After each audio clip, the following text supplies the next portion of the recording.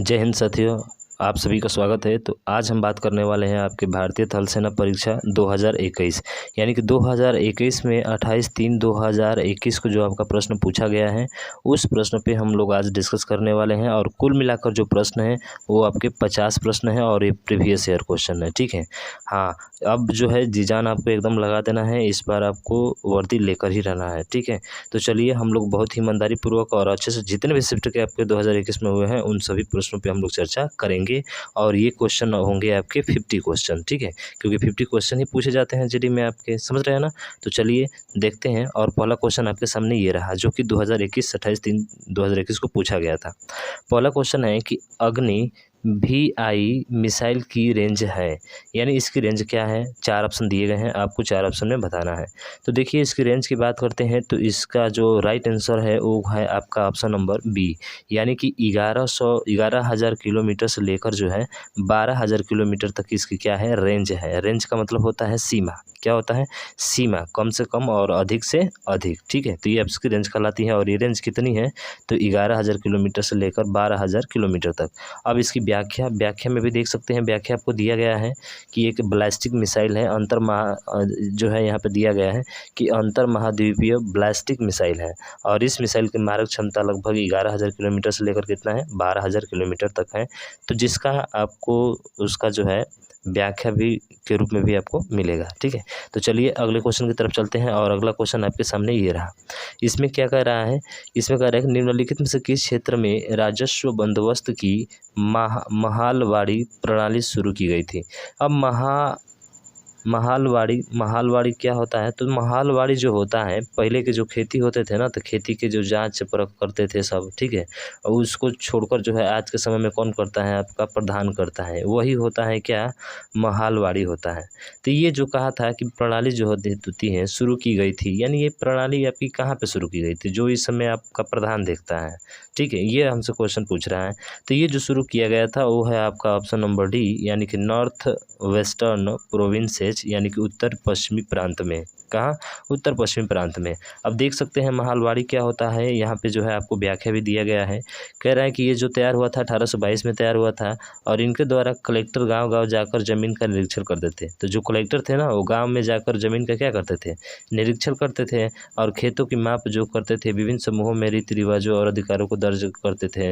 राजस्व एकत्र करने और कंपनी को भुगतान करने पर प्रभार जमींदारी के बजाय ग्राम प्रधान को दे दिया गया। किसको दे दिया गया, ग्राम प्रधान को दे दिया गया था। तो ये भी याद रखेंगे और इस डेट को भी याद रखेंगे। और इस व्यवस्था को ही क्या कहा जाता है, महालवाड़ी के नाम से जाना जाता है। ठीक है, चलिए अगले क्वेश्चन की तरफ चलते हैं। और अगला क्वेश्चन आपने आंसर भी देख लिया कि भारत में पहली ट्रेन कब चली थी, तो 1853 में मुंबई से कहाँ, थाड़े के बीच में। ठीक है, तो यहाँ पर देख सकते हैं आप कि मुंबई से जो है थाड़े के बीच में पहली बार चली थी। सबसे ज़रूरी है कि कब, तो 16 अप्रैल को। कितने सन में, तो 1853 ईस्वी में। और कितने किलोमीटर, तो 34 किलोमीटर। और उस समय गवर्नर जनरल कौन थे, ये भी सबसे महत्वपूर्ण, आने वाले एग्जाम में भी आपका ये क्वेश्चन बन सकता है। कौन थे, तो लॉर्ड डलहौजी थे। कौन थे भाई साहब, तो जो है वो है आपके कौन, लॉर्ड डलहौजी। तो ये एक नाम आप यहाँ से याद रखेंगे कि उस समय जो थे शासनकाल जिसका था उस कौन था, वो लॉर्ड डलहौजी था। ठीक है, तो यहाँ से क्वेश्चन भी आपके एक दो मिल जाते हैं। अगला क्वेश्चन ये है कि दक्षिण भारत में चोलों का एक समकालीन प्रतिद्वंदी राजवंश था। क्या वो मदुरई का पांड्य था, चेरस था, या कल्याणकारी के चालुक्य था, या बेगी के चालुक्य था। तो ये जो था आपका वो है कौन सा, चालुक्य का। ठीक है, कल्याणकारी के चालुक्य। ठीक है, ये आपके थे, यानी कि ऑप्शन नंबर कौन सा होगा, सी होगा। अब उसके बाद से आगे चलते हैं और इसकी व्याख्या देखते हैं। व्याख्या में दिया गया है कि कल्याणकारी के चालुक्य दक्षिण भारत में चोल वंश मुख्य प्रतिद्वंदी थे। और इन दोनों राजवंशों के बीच 200 से अधिक वर्षों तक जो है संघर्ष चला था। ठीक है, कितने वर्षों तक, 200 से अधिक वर्षों तक चला था। और चोल वंश का संस्थापक विजयालय था। कौन सा था, विजयालय था। और इसका शासनकाल जो है इतना था। राजेंद्र चोल प्रथम दक्षिण भारत के सबसे महान शासकों और सैन्य जनरलों में से एक माना जाता है। तो यहाँ पे इसका महत्वपूर्ण पॉइंट के रूप में आपको क्या याद रखना है, तो ये याद रखना है कि राजेंद्र चोल प्रथम जो है, इसे हम लोग जो है दक्षिण भारत के सबसे महान शासकों और सैन्य जनरलों में एक माना जाता है। तो इस पॉइंट को आप ध्यान रखेंगे। अगला क्वेश्चन है पांचवा आपका कि 66वां राष्ट्रीय पुरस्कार जीता किसने जीता, पैडमैन ने, अंधाधुन ने, पद्मावत ने या फिर आपके उरी ने। तो ये जो जीता था ये आपके अंधाधुन ने जीता था। किसने? अंधाधुन, यानी कि ऑप्शन नंबर बी क्या होगा आपका राइट आंसर होगा। अब अंधाधुन क्या है? देखिए 66वां फिल्म पुरस्कार जो कि हमेशा दिया जाता है आपका 2021 में दिया गया था। तो 66वें फिल्म पुरस्कार की घोषणा नई दिल्ली में हुई, जिसमें कई पुरस्कार दिए गए। राष्ट्रीय फिल्म पुरस्कारों में अंधाधुन को वर्ष की सर्वश्रेष्ठ हिंदी फिल्म का पुरस्कार दिया गया। 2021 में 67वें फिल्म पुरस्कार में जो है मरकर, ध्यान रखेंगे इस पॉइंट को, क्या है? मरकर, ठीक है, मरकर को सर्वश्रेष्ठ फिल्म का पुरस्कार सुशांत सिंह द्वारा अभिनीत फिल्म, ठीक है, छिछोरे को सर्वश्रेष्ठ फिल्म हिंदी फिल्म का पुरस्कार दिया गया था। जो 67वां है जिसको जो है 2021 में दिया गया था, ठीक है, 2021 में दिया गया था, वो किसको दिया गया था? सुशांत सिंह राजपूत को। और सर्वश्रेष्ठ फिल्म कौन सा है? छिछोरे। तो ध्यान रखेंगे छिछोरे इनका क्या है? सर्वश्रेष्ठ फिल्म पिक्चर है सुशांत सिंह राजपूत का, जिनका हाल ही में क्या हो गया था? निधन, पिछली वर्ष, ठीक है ना।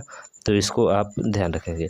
अगले क्वेश्चन की तरफ चलते हैं। अगला क्वेश्चन ये है कि मैकाल में अमरकंटक पठार नदी के उद्गम स्थल को चिन्हित करता है। यानी मैकाल के अमरकंटक का पठार जो है नदी के उद्गम स्थल को चिन्हित करता है। कौन है? नर्मदा है, घाघरा है, गंडक है या फिर आपकी चंबल है। तो इसमें जो है वो है आपकी नर्मदा, यानी कि ऑप्शन नंबर ए, ठीक है, ये आपका राइट आंसर हो जाएगा। उसके बाद से देख लेते हैं व्याख्या। तो नर्मदा मध्य प्रदेश की सबसे लंबी नदी है। पहला पॉइंट यहीं से निकल कर आ गया कि नर्मदा है जो है मध्य प्रदेश की सबसे लंबी नदी है। इसके बाद ताप्ती है। नर्मदा का स्रोत जो है नर्मदा कुंड है, जो मध्य प्रदेश के अनूपपुर जिले के अमरकंटक में स्थित है। और अमरकंटक का ऐतिहासिक महत्व है नदियों, नर्मदा नदी और सोन नदी के उद्गम स्थल के रूप में भी है। उसके बाद अगला क्वेश्चन है कि संतोष ट्रॉफी, देखिए संतोष ट्रॉफी और सुब्रतो संबंधित हैं। तो देखिए संतोष ट्रॉफी और सुब्रतो जो संबंधित हैं वो संबंधित है आपकी फुटबॉल से। किससे है? फुटबॉल से संबंधित है। तो यहाँ से भी आपके पूछ लिए जाते हैं, तो इसको आपको विशेष ध्यान देना होगा। तो यहाँ पे दिया गया है कि संतोष ट्रॉफी और सुब्रतो जो है फुटबॉल से संबंधित हैं। बाकी संतोष ट्रॉफी अखिल भारतीय फुटबॉल महासंघ के तहत जो है क्षेत्रीय, राज्य संघ और सरकारी संस्थानों द्वारा खेली जाने वाली एसोसिएशन फुटबॉल नॉक आउट प्रतियोगिता है। और यहाँ पे सुब्रतो कप दिया गया है आपको, ठीक है। सुब्रतो कप का आयोजन भारतीय वायुसेना द्वारा वायु मामले और खेल मंत्रालय की मदद से किया जाता है। तो खेल मंत्रालय के द्वारा किया जाता है, ये भी ध्यान रखेंगे।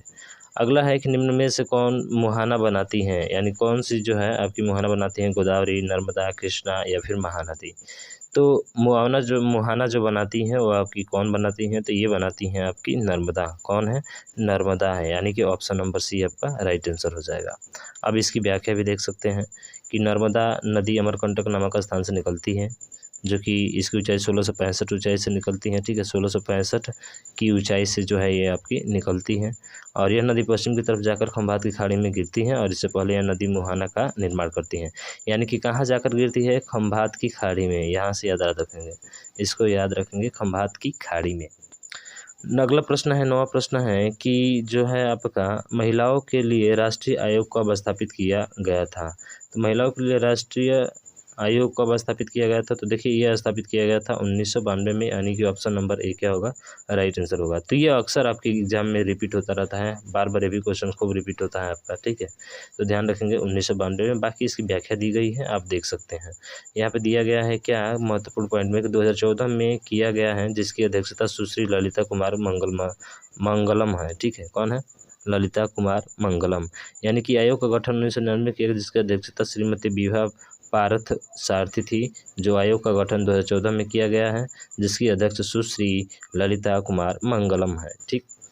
अगला क्वेश्चन है आपका कि आटाकामा मरुस्थल किस महाद्वीप में स्थित है? तो देखिए आटाकामा मरुस्थल महाद्वीप जो है ये आपका स्थित है दक्षिण अमेरिका में। कहाँ पे? दक्षिण अमेरिका में, यानी कि साउथ अमेरिका में, ऑप्शन नंबर डी। उसके बाद से आटाकामा मरुस्थल देख लीजिए। आटाकामा मरुस्थल के बारे में जो है यहाँ पे दिया गया है, यह ध्रुवीय रेगिस्तानों की तुलना में कम वर्षा प्राप्त करने वाला एकमात्र रेगिस्तान है। बहुत ही कम वर्षा होती है यहाँ। वर्ष के अधिकांश समय मौसम शुष्क और रातें मध्यम ठंडी होती हैं। वर्षा की कमी आटाकामा रेगिस्तान की सबसे प्रमुख विशेषता है, ठीक है। आटाकामा में वर्षा जो होती है बहुत कम होती है। अगला क्वेश्चन है कि अश्विनी पोनप्पा किस खेल से संबंधित हैं? तो देखिए एक खिलाड़ी हैं जो अश्विनी पोनप्पा हैं और ये पूछ रहा है कि बताइए ये किस खेल से संबंधित है, तो ये संबंधित है आपके ऑप्शन नंबर सी यानी कि बैडमिंटन से, ठीक है, बैडमिंटन से। आप बैडमिंटन से देख सकते हैं, व्याख्या भी दी गई है, आप देख लीजिएगा, ठीक है। वैसे देखा जाए तो यहाँ पे जो है महत्वपूर्ण पॉइंट में कि 2011 में विश्व चैंपियनशिप में पदक जीतने वाली पहली भारतीय जोड़ी और दूसरी महिला बनी, कौन है? तो ध्यान रखिएगा, इसमें जो है आप चैंपियनशिप जो है ध्यान रखेंगे आप कि अंतर्राष्ट्रीय बैडमिंटन खेल देश का प्रतिनिधित्व करती है पोनप्पा और ज्वाला, ठीक है। पोनप्पा और कौन है? ज्वाला है। ये दो नाम लिखेंगे, याद रखेंगे, पोनप्पा और ज्वाला ने DWF विश्व चैंपियनशिप में कांस्य पदक जीता था। कौन सा पदक? कांस्य पदक जीता था। और 2011 में विश्व चैंपियनशिप में पदक जीतने वाली पहली भारतीय जोड़ी और दूसरी महिला बनी है, ध्यान रखेंगे, ठीक है। अगला क्वेश्चन है, क्या है अगला क्वेश्चन कि दिल्ली चलो का नारा किसने दिया था? देखिए इतना आसान सवाल पूछ दिया कि दिल्ली चलो का नारा किसने दिया था? लाला लाजपत राय, सुभाष चंद्र बोस, डॉक्टर राजेंद्र प्रसाद या फिर जो है आपके महात्मा गांधी? क्या आप इसका जवाब दे सकते हैं भाई साहब? इतना तो सबको आना चाहिए, ठीक है। वो दिया था कौन भाई साहब? सुभाष चंद्र बोस, ठीक है। कौन? सुभाष चंद्र बोस यानी नेताजी, जिन्होंने महात्मा गांधी ने इनको किसकी उपाधि दी थी? नेता की उपाधि दी थी। किसकी उपाधि दी थी? नेता की उपाधि दी थी, ठीक है। तो ऑप्शन नंबर बी क्या होगा आपका? बिल्कुल जो है राइट आंसर होगा, ठीक है। तो ध्यान रखेंगे सुभाष चंद्र बोस, क्योंकि इनसे एक प्रश्न जरूर आपके बनते हैं। और ये भी ध्यान रखेंगे, ये 23 जनवरी है ना, इसी 23 जनवरी को हम लोग एक दिवस मनाते हैं जो हाल ही में काफ़ी चर्चा में रहा, पराक्रम दिवस, ठीक है। तो पराक्रम दिवस किस दिन मनाया जाता है? तो सुभाष चंद्र बोस के जन्म दिवस पर ही मनाया जाता है और इस साल से शुरू हो गया है, ठीक है। क्योंकि इनकी मूर्ति का जो है अनावरण किया गया प्रतिमा का, इसलिए 23 जनवरी को हम लोग हमेशा इनके जन्म दिवस पर जो है पराक्रम दिवस मनाते हैं। जन्म कब हुआ था? 23 जनवरी 1987 को, और उड़ीसा के कटक नामक स्थान पर हुआ था। ये भारत के स्वतंत्रता संग्राम के अग्रणी नेता थे। इन्होंने द्वितीय विश्व युद्ध के दौरान अंग्रेजों के खिलाफ लड़ने के लिए जापान सहयोग से आज़ाद हिंद फौज का गठन किया था। और ध्यान रखिएगा, आज़ाद हिंद फौज का गठन किसने किया था? सुभाष चंद्र बोस ने किया था। उनके द्वारा दिया गया जय हिंद का नारा भारत का राष्ट्रीय नारा बन गया। जय हिंद, जो अभी शुरुआत में ही आपको हम बोले थे, क्योंकि आप इंडियन आर्मी है भाई साहब, आपको इंडियन आर्मी बनना है, बन के अपने देश की सेवा करना है, ठीक है। तो तुम मुझे खून दो, you give me blood, I will you freedom. तुम मुझे खून दो, मैं तुम्हें आज़ादी दूंगा का नारा भी किसने दिया था भाई साहब? सुभाष चंद्र बोस ने ही दिया था। दिल्ली चलो का भी नारा किसने दिया था? सुभाष चंद्र बोस ने ही दिया था। नारा जो है ये आपके किसने दिया था? सुभाष चंद्र बोस ने ही दिया था। तो ध्यान रखिएगा, कई महत्वपूर्ण पॉइंट आपके निकल गए हैं यहाँ से। पहला कि विश्व युद्ध दौरान के अंग्रेजों के खिलाफ जापान लड़ने के लिए जापान और सहयोग में आज़ाद हिंद फौज का गठन किसने किया था? सुभाष चंद्र बोस ने किया था। तुम मुझे खून दो, मैं तुम्हें आज़ादी दूंगा, किसने कहा था? जो है सुभाष चंद्र बोस ने कहा था। दिल्ली चलो किसने कहा था? सुभाष चंद्र बोस ने कहा था। पराक्रम दिवस कब मनाया जाता है? 23 जनवरी को मनाया जाता है। ये ध्यान रखेंगे, सुभाष चंद्र बोस के बारे में इतना महत्वपूर्ण पॉइंट आपको पता होना चाहिए, क्योंकि आप इंडियन आर्मी हैं, ठीक है। कौन सा देश अर्धरात्रि का सूर्य के रूप में जाना जाता है? नॉर्वे, चीन, बेल्जियम या फिर जो है आपका जापान? तो देखिए जो अर्धरात्रि है ना, ये अर्धरात्रि है। क्या है? अर्धरात्रि सूर्य के रूप में जाना जाता है। तो जाना जाता है वो है आपका ऑप्शन नंबर ए, नॉर्वे। याद रखेंगे भाई साहब, नॉर्वे जो है उसको अर्धरात्रि का सूर्य के रूप में जाना जाता है, ठीक है। अब देखिए व्याख्या की बात करते हैं, तो अर्धरात्रि सूर्य नॉर्वे कहा जाता है, जो यूरोप महाद्वीप का एक देश है। पूछ ले कि नॉर्वे किस महाद्वीप का देश है, तो ध्यान रखेंगे यूरोप महादेश का जो है ये क्या है? महाद्वीप का एक देश है, ठीक है। अगर अगला देखिए प्रश्न जो है, अगला प्रश्न आपके सामने ये रहा कि अजमेर में 2.5 दिन का झोपड़ा ओहो द्वारा बनवाया गया था। अरे भाई 2.5 दिन का झोपड़ा देखिए, कुतुबुद्दीन ऐबक, फिरोज शाह तुगलक, इल्तुतमिश, अलाउद्दीन खिलजी। ये इतना आसान प्रश्न है हिस्ट्री का आपका पूछा हुआ है, क्या आप इसका भी जवाब नहीं दे सकते हैं? बिल्कुल दे सकते हैं। अरे कुतुबुद्दीन ऐबक यार, किसने? कुतुबुद्दीन ऐबक ने इसका क्या क्या किया था? 2.5 दिन के झोपड़े का बनवाया था, ठीक है। देख लीजिए इसकी व्याख्या। तो 2.5 दिन का झोपड़ा राजस्थान के अजमेर नगर में जो है, राजस्थान के कहाँ है? अजमेर नगर में है स्थित जामा मस्जिद, एक मस्जिद है। इसका निर्माण कुतुबुद्दीन ऐबक द्वारा करवाया गया था। धातव्य है कि कुतुबुद्दीन ऐबक ने वर्ष 1206 में सल्तनत काल में अंतर्गत गुलाम वंश की स्थापना की थी। ऐसे गुलामों के गुलाम वंश जो होते हैं ना, दिल्ली सल्तनत में आप पढ़ेंगे इसको तो बहुत अच्छे तरीके से जान जाएंगे इनके बारे में, ठीक है। अगला क्वेश्चन है कि तिरहुत लिपि का प्रयोग किस भाषा को लिखने के लिए किया जाता है? तिरहुत लिपि क्या मणिपुर है, सिद्धि है, मैथिली है या कोंकणी है? क्या है? कोंकणी, जिसको हम लोग बोलते हैं कोंकणी, इसको बोलते हैं, तो कोंकणी दिया है आपका। तो बताइए भाई साहब इसका राइट आंसर क्या होगा? तो इसका राइट आंसर जो है वो है आपका ऑप्शन नंबर बी, मैथिली। ठीक है, मैथिली, ध्यान रखेंगे। तो ये दिए गए हैं, यहाँ पे देख लीजिएगा और पढ़ लीजिएगा इसको। ठीक है, कोंकणी, मैथिली, मणिपुरी, नेपाली, ये सब जो है भाषा की सूची में जोड़ा गया था 2003 संशोधन के द्वारा। ये महत्वपूर्ण थोड़ा सा पॉइंट बन जाता है। 2003 भारतीय संविधान की 8वीं अनुसूची में शामिल है। अच्छा, भाषा का उल्लेख किस में है? ये पूछ दे अगर आपसे तो आप बता सकते हैं 8वीं अनुसूची में है। किस में है? 8वीं अनुसूची में है। तो भाषा का उल्लेख जो है 8वीं अनुसूची में है।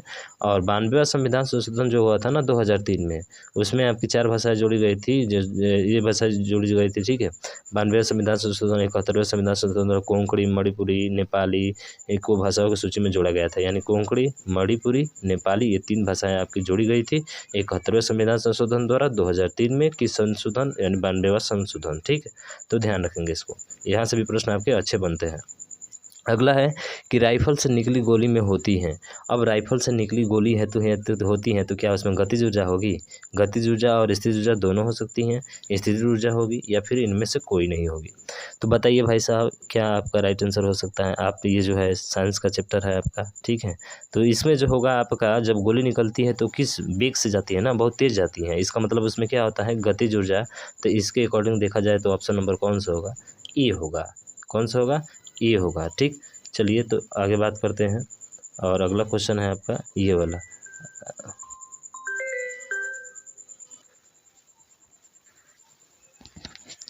तो चलिए देखिए, ये जो है बंदूक से दागी गई गोली उच्च वेग बहुत अधिक होता है, इसलिए गतिज ऊर्जा इसमें होती है। ठीक है, कौन सी ऊर्जा होगी? गतिज ऊर्जा, बता चुके हैं। चलिए अगला प्रश्न की देखते हैं। और अगला प्रश्न ये है, क्या है कि वल्केनाइज्ड रबर का आविष्कार किसके द्वारा किया गया था? देखिए, वल्केनाइज्ड रबर का जो आविष्कार किया गया था वो किसके द्वारा किया गया था? 4 ऑप्शन आपको दिए गए हैं, इसमें बताना है आपका कौन सा राइट आंसर है। तो वो राइट आंसर हो जाएगा आपका ऑप्शन नंबर डी, यानी कि चार्ल्स गोडियर। ठीक है, चार्ल्स गोडियर थे आपके। ठीक है, तो ये देख लीजिए, इनके बारे में व्याख्या दिया गया, तो इसको जैसे ही याद रखेंगे। ठीक है, अगला देखिए, अगला क्वेश्चन है कि चाय का वनस्पतिक नाम क्या है? अब देखिए, ये पता होना चाहिए चाय का वनस्पतिक नाम क्या है। आपका थोड़ा सा कॉम्प्लिकेटेड क्वेश्चन पूछ दिया है यहाँ पे कि सर इसका जो है वनस्पतिक नाम क्या है। तो इसका जो वनस्पतिक नाम है वो है कैमेलिया सिनसेनिया। ठीक है, सियंसिस। ठीक है, ये है कैमेलिया सियंसिस। तो ऑप्शन नंबर बी आपका होगा। ठीक है, बाकी और किसी का राष्ट्र नाम जो है, इसका वनस्पतिक नाम जानना है तो देख लीजिए, चाय का कैमेलिया सियंसिस हो गया। ठीक है, बांस का जो है अम्बुसा आरिडिना रिफोलिया। ठीक है, और जगत कीटों को कोटि दिया है ब्रासिकेल्स थेलेस। तो इसको चीज़ याद नहीं रखना, बस केला का थोड़ा सा याद रखना, मूसा पैराडिक्सिकस। ठीक है, मूसा पैराडिसिकस। और बांस का याद रखना, बम्बूसा आरिडिना रिफोलिया। ठीक, तो इसको याद रखेंगे। अगला क्वेश्चन है आपका, और अगला क्वेश्चन क्या है कि अगला क्वेश्चन है कि डायलिसिस किसके द्वारा उपचार के लिए प्रयोग किया जाता है? तो डायलिसिस किसके द्वारा उपचार के लिए प्रयोग किया जाता है? तो डायलिसिस जो होता है वो होता है ब्रेन, यानी मस्तिष्क रोग के लिए, यानी कि सॉरी, मस्तिष्क रोग के लिए नहीं, ऑप्शन नंबर बी है ना भाई साहब। हाँ, ये गुर्दे की विफलता के लिए। किसके लिए? गुर्दे की विफलता के लिए। अब क्या होता है देखो, तो यहाँ पे तो किडनी की समस्या वाले रोगियों के लिए डायलिसिस उपचार का प्रयोग किया जाता है। और डायलिसिस एक ऐसा उपचार है जो मशीन का उपयोग करके रक्त को फिल्टर कर और शुद्ध करता है। यदि किडनी पूरी तरह से विफल हो जाती है तो आपके शेष जीवन के लिए डायलिसिस का प्रत्यारोपण ही एकमात्र उपचार विकल्प है, अगर किडनी खत्म हो जाए तो। ठीक है, तो यही एकमात्र उपचार दिखता है बस। उसके बाद से किडनी के कार्य देख लीजिए, तो किडनी के आपके शरीर में अतिरिक्त पानी, अपशिष्ट और अन्य अशुद्धियों को जमा होने से रोकता है। अगला है कि पिंडों के नियमों की खोज की थी। अब पिंडों के नियमों की खोज की थी क्या है, तो देखते हैं क्वेश्चन। ये है पिंड के नियमों की खोज L.E. वाटरमैन, न्यूटन, हनरिच हर्ट्ज और आर्किमिडीज। तो पिंडों की खोज जो है किसने किया था बताइए? तो जो पिंड थे उसकी खोज जो है किसने किया था? तो वो किया था आर्किमिडीज ने। किसने किया था? आर्किमिडीज ने। तो ये आपका जो ऑप्शन होगा वो कौन सा होगा? Option number D. अब बात करते हैं आर्किमिडीज का सिद्धांत क्या है। तो देखिए, आर्किमिडीज के सिद्धांत के अनुसार जब किसी पिंड को किसी द्रव्य में डुबोया जाता है तो एक बल जो विस्थापित द्रव के भार के बराबर होता है, यानी कि जितना जैसे ही अगर उस द्रव्यमान की वस्तु को डालेंगे तो उतना क्या हो जाएगा, विस्थापित हो जाएगा, कोई टुकड़ा डालते हैं तो, और उस पर करता है कार्य, उसको होता है घनत्व। घनत्व बराबर क्या होता है, द्रव्यमान बटे आयतन। ठीक है, घनत्व का सही मात्रा कभी पूछ लेता है किलोग्राम प्रति मीटर क्यूब, तो इसको भी ध्यान रखेंगे। अगला क्वेश्चन है कि निम्नलिखित में से किस धातु में ध्वनि सबसे अधिक होती है, अरे इस ठोस में होती है। और ठोस कौन सा है, तो देखिए इस ठोस जो है ना जल है ना हवा है, निर्वात, अरे वैक्यूम रहेगा ही नहीं तो ध्वनि कहाँ से जाएगी, तो ऑप्शन नंबर कौन सा हो जाएगा आपका, ये हो जाएगा, स्टील में सबसे ज़्यादा होगी। ठीक है, बाकी देख सकते हैं ध्वनि की चाल ध्यान रखना, इसमें 330 से कितना होता है, 345 मीटर पर सेकंड होती हैं। ध्वनि ठोस में सबसे अधिक होती हैं, अभी बताया था आपको। अगला क्वेश्चन है कि कार्बन का सबसे कठोरतम रूप क्या है, अरे जानते हैं कार्बन का जो सबसे कठोरतम रूप होता है वो कौन सा होता है, हीरा होता है। यानी कि अगर 22 का बात किया जाए तो ऑप्शन नंबर ये हो जाएगा, ये तो सब कोई जानता है। ठीक है, ग्रेफाइट देख लीजिए, ग्रेफाइट के बारे में थोड़ा सा जान लीजिएगा। यहाँ पे क्या है कि क्रिस्टलीय कार्बन का एक प्राकृतिक रूप में पाया जाने वाला रूप है, और यह चिकना विद्युत चालक होता है, और इसका पेंसिल और ग्रीस के रूप में प्रयोग किया जाता है।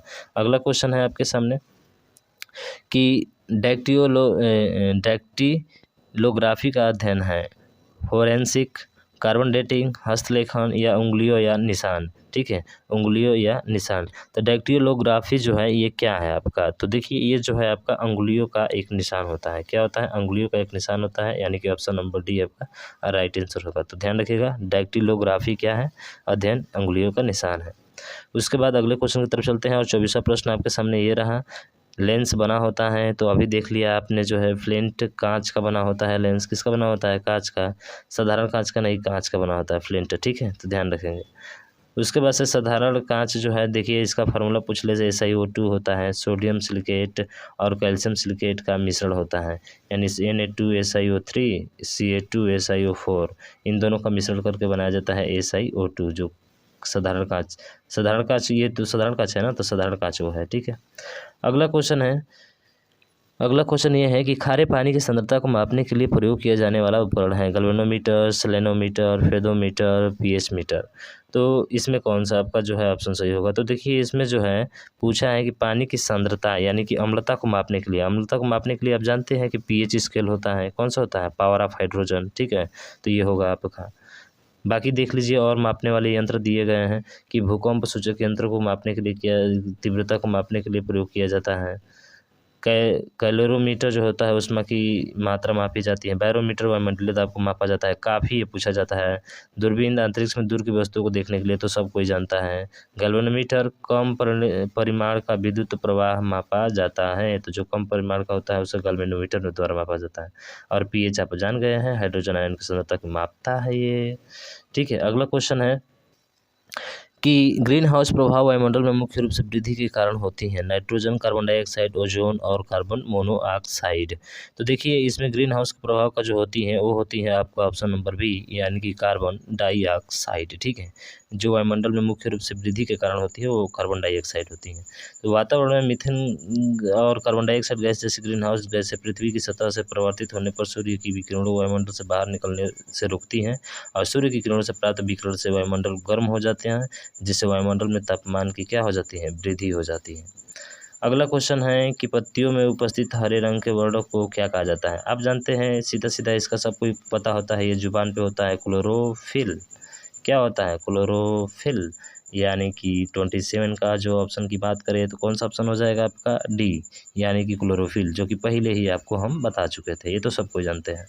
अगला क्वेश्चन है, अब देखिए पढ़ लीजिएगा इसका व्याख्या, वहाँ से भी हो सकता है 1-2 नंबर मिल जाए आपको, कि इन्वर्टर एक उपकरण है जो परिवर्तित करता है। आपको पता है इन्वर्टर जो होता है वो डायरेक्ट करंट होता है, सभी को पता होता है कि इन्वर्टर जो होता है वो क्या होता है, डायरेक्ट करंट होता है। तो डायरेक्ट करंट होता है, इसका मतलब डीसी, और डीसी को किस में बदलेगा, ये एसी में बदलेगा, और डीसी को जो है एसी में बदलने का कार्य कहाँ पे हो रहा है, तो यहाँ पे हो रहा है, यानी कि ऑप्शन नंबर सी क्या होगा, इसका राइट आंसर हो जाएगा। तो इन्वर्टर का ध्यान रखेंगे, डीसी से एसी में बदलता है, डायरेक्ट करंट से अल्टरनेटिव करंट में बदलता है। ठीक है, और ऊंचाई ट्रांसफार्मर का प्रयोग जो होता है घरेलू इन्वर्टर में किया जाता है, इसका भी ध्यान रखेंगे। उसके बाद से जो है दिष्टकारी एक विद्युत उपकरण है जो एसी को किस में बदलता है, डीसी में बदलता है, दिष्टकारी। ठीक है, दिष्टकारी एक विद्युतीय उपकरण है जो एसी को किस में बदलता है, डीसी में बदलता है। तो ध्यान रखेंगे, इन्वर्टर वाला काफ़ी प्रसिद्ध क्वेश्चन है। उसके बाद से पोटेशियम कार्बोनेट का साधारण नाम क्या है? पोटेशियम कार्बोनेट क्या विनेगर होता है, सोडा होता है, बेकिंग पाउडर होता है, या फिर आपका पोटास होता है? तो देखिए बेकिंग सोडा, ये आपका पोटास होता है। क्या होता है? पोटास, यानी कि ऑप्शन नंबर डी। तो देखिए कुछ नाम दिए गए हैं, बहुत ही महत्वपूर्ण नाम, आप इसको याद रखेंगे। बेकिंग सोडा का जो नाम है सोडियम कार्बोनेट Na2CO3 होता है। Baking soda sodium bicarbonate NaHCO3 होता है। Caustic soda sodium hydroxide NaOH होता है। ब्लीचिंग पाउडर कैल्शियम ऑक्सीक्लोराइड, काफ़ी ज़्यादा पूछा जाता है, ये भी बहुत महत्वपूर्ण है। Potash potassium carbonate K2CO3, vinegar acetic अम्ल CH3COOH, ठीक।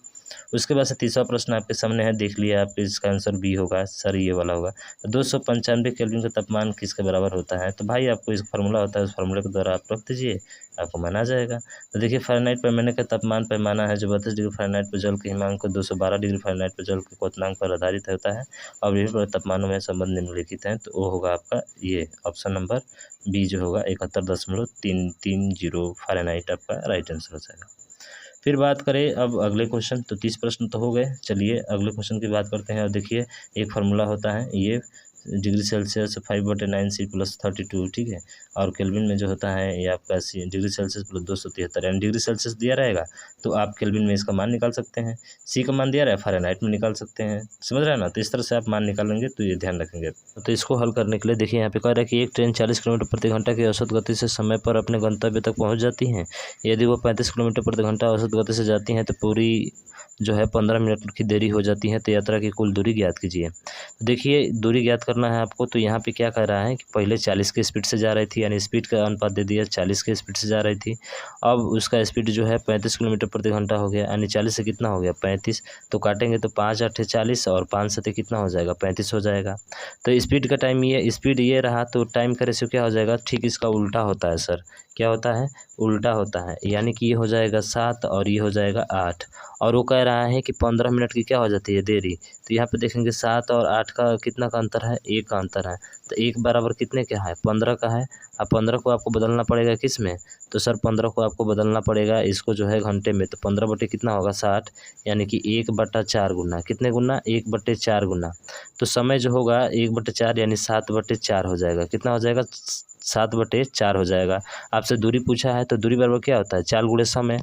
तो समय तो मिल गया ये आपका। चाल कितना है, पहले 40 थी, चाल कितना थी पहले 40 थी, तो इसमें 40 से आप क्या कर दीजिए गुणा, आपका आंसर आ जाएगा। तो 4 से 10 बार में 10 सत्ते कितना हो गया 70, बस आपका क्या होगा राइट आंसर 70 हो जाएगा। और 70 किस विकल्प में है, ऑप्शन नंबर ए में है, तो ये आपका राइट आंसर हो जाएगा।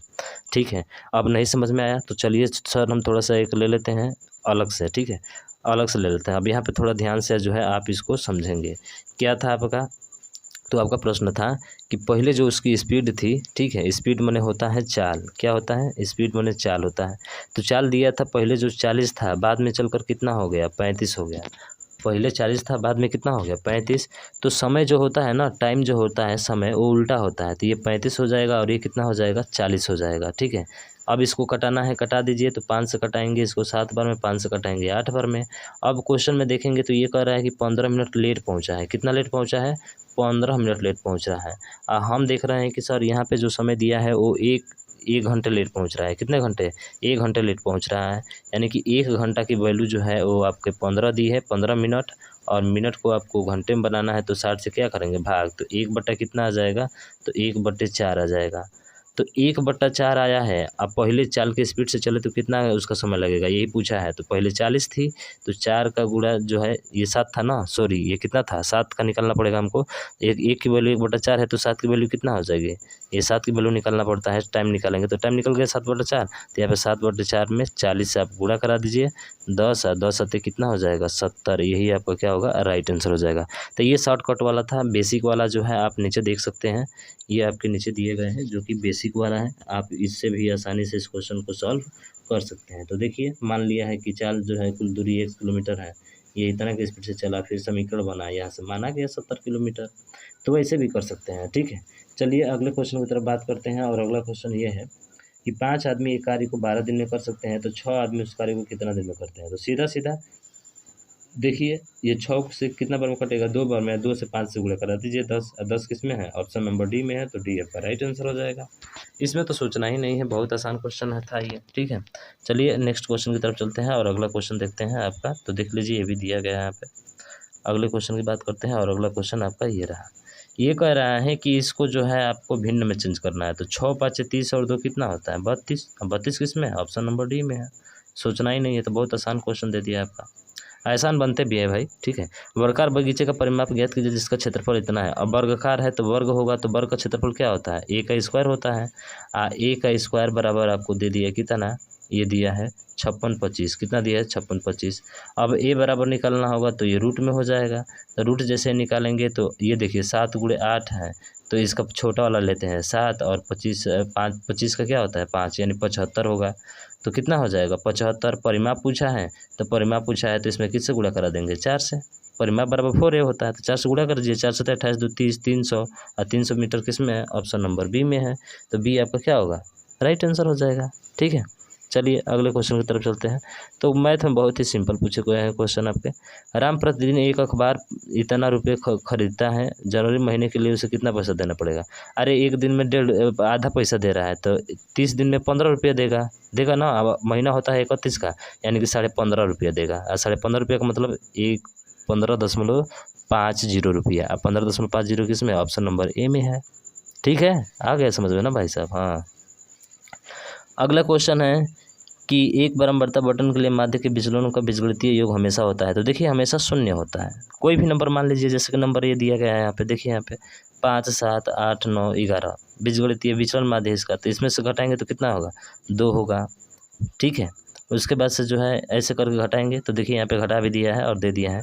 तो इनको जब भाग करेंगे निकालेंगे तो ये 8 आएगा। 5 में से 8 घटाइए, 7 में से, 8 में से, 9 में से, 11 में से, तो इनका जो योग आएगा ना वो आपका क्या आएगा, 0 आएगा। क्या आएगा, 0 आएगा, ठीक है।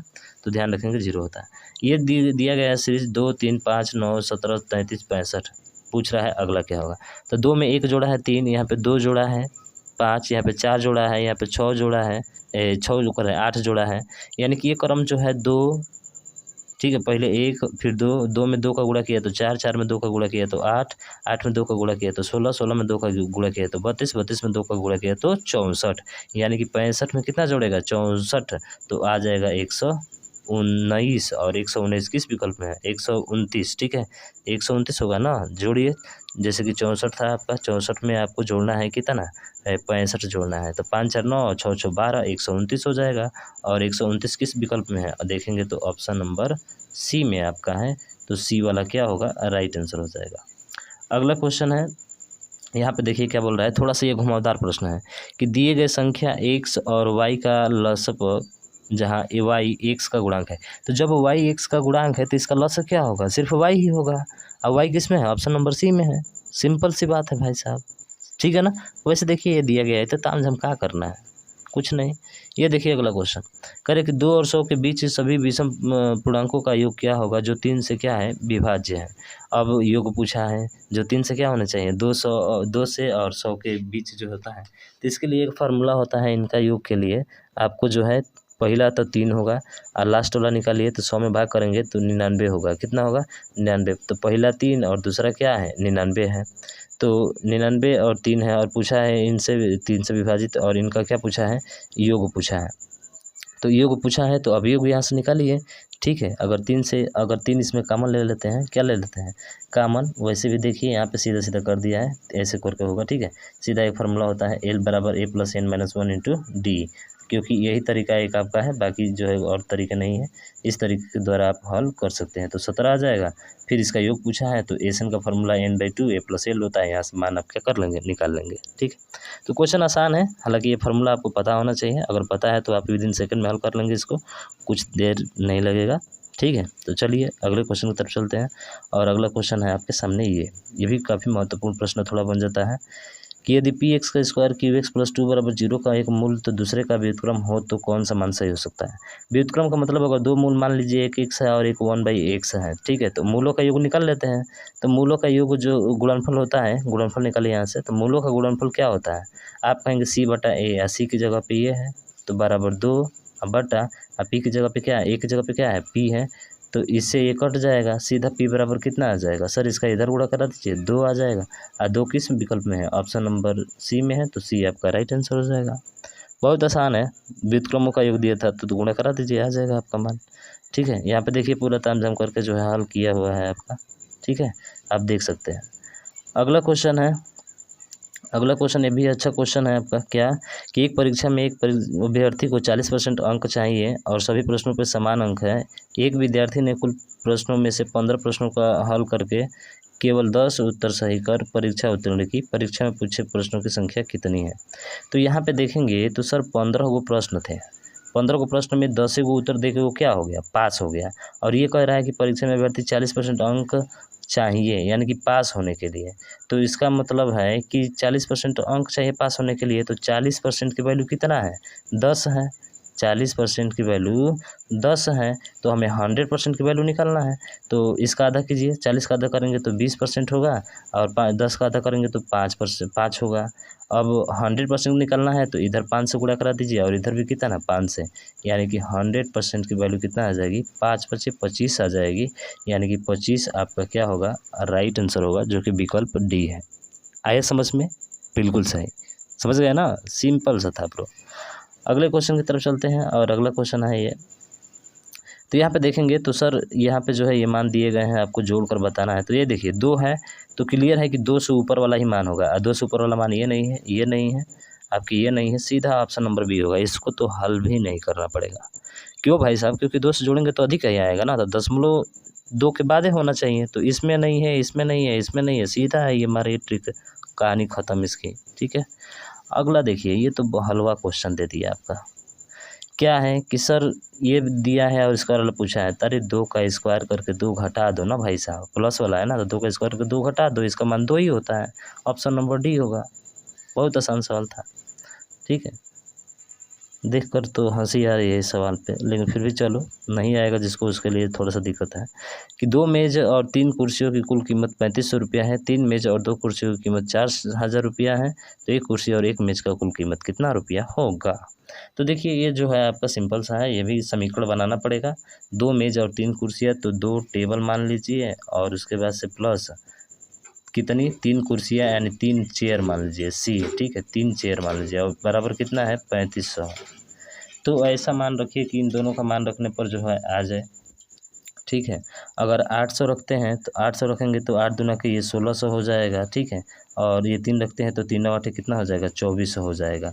तो 24 और 16 जोड़ेंगे तो 6 4 10 नहीं आ रहा है सर, तो विकल्प ए आपका नहीं होगा। फिर अगला चेक करेंगे, अगला इसी तरह से। ठीक है, 2 और 8 था ना, तो 2 और 8 था, तो 15 दूना के 30 हो जाएगा, 3000 हो जाएगा, और 3 से गुणा करेंगे 45, ये तो ज़्यादा हो जाएगा। ठीक है, ये नहीं हो सकता है आपका, ये नहीं हो सकता। फिर से 500 पर चेक कीजिए, तो चेक करेंगे तो 2 5 10 यानी 1000 हो जाएगा, और प्लस 3 से गुणा करेंगे तो 3 5 कितना हो जाएगा, 15 यानी 1500। तो कितना हो जाएगा 1500, 3 5 15, 1500 हो जाएगा। तो 1500 और 1000 जोड़ेंगे तो कितना हो जाएगा, तो 15 10 ये कितना हो जाएगा, 2500 हो जाएगा। यानी कि इस पर भी काम नहीं बन रहा है। ठीक है, तो थोड़ा सा ध्यान देंगे हम लोग, इसको समीकरण बना के हल कर लेते हैं। ठीक है, तो ऐसा नहीं आया, हम सोचे कि वैसे आ जाएगा, लेकिन फिर चलिए देखिए समीकरण बनाना पड़ेगा। 2 3 का भी बताए थे, ये समीकरण इसका इधर गुणा कर दीजिए, और जो है इसका इधर गुणा कर दीजिए, दोनों को बराबर कर दीजिए, आपका आंसर जो है आसानी से आ जाएगा। तो बराबर करेंगे तो देखिए 2 ऊपर से 2 से गुणा, यानी इसमें जो है आपको 2 से गुणा करना पड़ेगा, और इसमें किससे गुणा, 3 से गुणा, क्योंकि इन दोनों को क्या कर दे बराबर, और घटा देंगे। तो ये देखिए 2 दूना के 4, अब प्लस 2 तिहाई 6 हो जाएगा, बराबर 35 दूना के 70। तो ये 70 ही लिखिए, 2 0 से 2 0 ख़त्म कर दीजिए इसको। ठीक है, और उसके बाद से इसको करेंगे तो यहाँ पे जो है ऊपर जो है हम किससे गुणा किए, 2 से ना, तो नीचे आपके किससे गुणा करना पड़ेगा, इतना सॉरी थोड़ा यहाँ पे 2 से नहीं 3 से गुणा कराते हैं। तो 3 दूना के 6 और प्लस तितली के 9, बराबर 3 5 15, तितली के 9 1 10, ये हो जाएगा। इसमें 2 से तो 2 3 6 और 2 दूना के 4, बराबर कितना हो जाएगा, ये हो जाएगा आपका 40 दूना के 80, घटा दीजिए। तो 6 से 6 खत्म, 9 में से 4 जाएगा 5, 5 बराबर इसको हटाइए तो 5 ही आ जाएगा, और 10 में से 8 जाएगा 2 यानी 5, तो 500 हो जाएगा। कितना हो जाएगा, 500 हो जाएगा। तो एक की कीमत जो आ जाएगी 500 आ जाएगी, तो दूसरे की कीमत कितना होगी 1000 रुपये होगी, तो दोनों को मिलाकर कितना हो जाएगा 1500। तो ऑप्शन नंबर कौन सा है? ऑप्शन नंबर आपका बी है, तो बी आपका क्या होगा राइट आंसर हो जाएगा। ठीक है, बी आपका राइट आंसर हो जाएगा। ठीक है, तो चलिए बहुत आसानी से हो गया। अगला क्वेश्चन है कि एक व्यापारी अंकित मूल्य पर 10% की छूट देता है और 8% लाभ कमाने के लिए उसे अपने सामान के लागत मूल्य से कितना अधिक अंकित करना होगा। तो सीधा देखिए प्रॉफिट बराबर क्या होता है, अमाउंट यानी कि जो होता है माइनस अमाउंट, ये जो होता है अंकित मूल्य माइनस डिस्काउंट और फिर माइनस जो है, ये सीधा सीधा फार्मूला है, इस फार्मूले के द्वारा रख दीजिए, आपका मान तुरंत जो है आ जाएगा ये वाला। ठीक है, ये दे दिया है अंकित मूल्य, छूट है, लाभ है, सीधा फार्मूला रखिए, आपको मान आ जाएगा कितना, तो यहाँ से 20% आपका मान आ जाएगा, यानी ये का मान 20% होगा। ठीक है, अंकित मूल्य जो है 20% क्या हो जाएगा बढ़ जाएगा। तो सीधा फार्मूला पे था ये, आप इस फार्मूले के द्वारा हल कर सकते हैं इसको। अगला क्वेश्चन है 46वां नंबर, क्या है कि दिए गए व्यवस्थित अंत से दूसरा क्रम आने वाला शब्द कौन सा है? दूसरा आने वाला अंत से। ठीक है, तो अंत से देखेंगे तो सर यहाँ पे भी सी है और यहाँ पे बी है, तो ये तो नहीं हो सकता। सी है यहाँ पे, तो ये जो आएगा वो आता है 12 नंबर पे, और यहाँ पे एच आता है 8 नंबर पे, और एल आता है कितने पे, तो एल आता है ये वो जो है 15 नंबर पे आता है, सॉरी वो कितने नंबर पे आता है 15 नंबर पे आता है, एल 12 नंबर पे आता है। तो पहले पे 15 आएगा, दूसरे पे जो है 12 आएगा, तीसरे पे 8 आएगा, यानी कि ऑप्शन नंबर कौन सा होगा, ये होगा अंत से दूसरा। ठीक है, तो अंत से दूसरा आपका ये होगा। अगर शुरू से पूछता तो ABCD वाले से क्रम से वैसे ही करते हैं शुरू से छोटा वाला। ठीक है, लेकिन ये गलत दिया है, इसको आप ध्यान नहीं देंगे। अगला क्वेश्चन है कि विषम को चुने, लोहार, दर्जी, नाई और बढ़ई। तो देखिए लोहार भी जो है क्या काम करता है, उसके बाद से नाई है, दर्जी है और बढ़ई है। तो इसमें लोहार भी कुछ ना कुछ बनाता रहता है, अपना काम करता रहता, दर्जी भी, बढ़ई भी, लेकिन नाई क्या करता है, अरे नाई जो है वो आपका बाहर काटता है, हेयर काटता है। ठीक है, तो मुझे लगता है कि यही भिन्न होना चाहिए। क्या लगता है आपको, यही भिन्न होना चाहिए? बताइए, यही भिन्न होना चाहिए ना? हाँ बिल्कुल यही भिन्न होना चाहिए, यानी ऑप्शन नंबर बी आपका राइट आंसर हो जाएगा। अगला क्वेश्चन है कि यहाँ पे दिया गया है कि ABD यानी कि एक, फिर से B और D के बीच में 2 का अंतर है, तो D के बाद से कितने का अंतर 3, यानी कि ये 4 और 3 कितना होता है 7, 7 नंबर पे G आता है, G आपका राइट आंसर हो जाएगा। ठीक, अगला है 49वां नंबर है, क्या कि ये निश्चित कोड भाषा में अवेक को ये लिखा जाता है, तो उसी तरह से इसको क्या लिखा जाएगा। तो देखिए ए का क्या किया Z -1, W का क्या किया V -1, ए का क्या किया Z -1, के का क्या किया I -1, ई का क्या किया D -1, सीधा -1। तो देखिए क्या करिए लास्ट वाले का D का -1 कीजिए तो क्या होगा ई होगा, ई किस में है, ना इसमें है ना इसमें है 2 में। उसके बाद से एन के पहले -1 कीजिए, एन आता है 13, तो एम उसका पहले एम आएगा, तो एम इन दोनों में है। उसके बाद से ई है, ई के पहले क्या आता है डी आता है, इसमें भी है, एच भी है। अब दूसरा नंबर चेक कीजिए, तो आर से पहले क्या आएगा क्यू, और क्यू इसमें भी है इसमें भी है। एफ से पहले क्या आएगा, तो एफ से पहले जो आएगा ठीक है ई आएगा, यानी कि ऑप्शन नंबर आपका ए क्या होगा और राइट आंसर हो जाएगा। ठीक है, तो इस तरह से आप कर सकते हैं आसानी से, एक एक माइनस किया था। अगला है विषम शब्द चुनना है आपको, ट्रेन, पहिया, बस, नाव। देखिए ट्रेन, बस और नाव ये खेने वाले हैं, एक दूसरे के साधन है, लेकिन पहिया बिल्कुल क्या है अलग है, यानी कि ऑप्शन नंबर सी आपका राइट आंसर हो जाएगा। तो देख सकते हैं, तो ये रहे आपके पूरे 50 प्रश्न जो कि 28/3/2021 को आपके पूछे गए थे। 50 प्रश्न पे हमने डिस्कस कर लिया। अगर ये वीडियो आपको पसंद आई हो तो आप इसको ज़्यादा से ज़्यादा शेयर कीजिएगा।